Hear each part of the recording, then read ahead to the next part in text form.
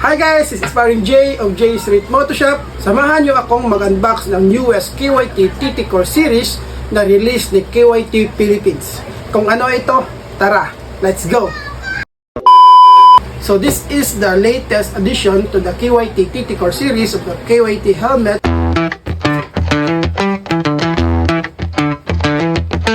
Nagkasama siyang manuals,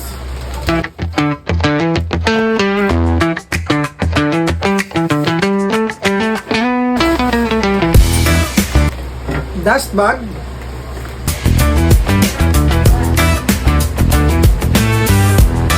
at ang helmet. So this is the KYT TT Core's 98 bomb. So ito yung design niya.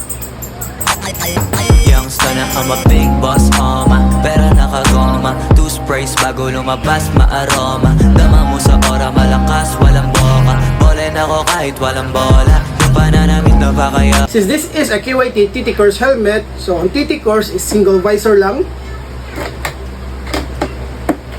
At naka double D-ring yung lock niya. So this is super safe since naka double D-ring siya.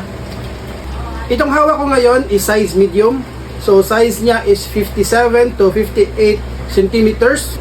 At may timbang na 1,450 plus minus 50 grams. So nasa around 1.5 kilograms lang po siya.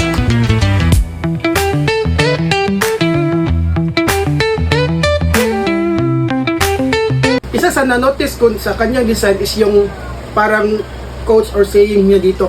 Nakalagay dito is do not lose your ambition. So ito siya.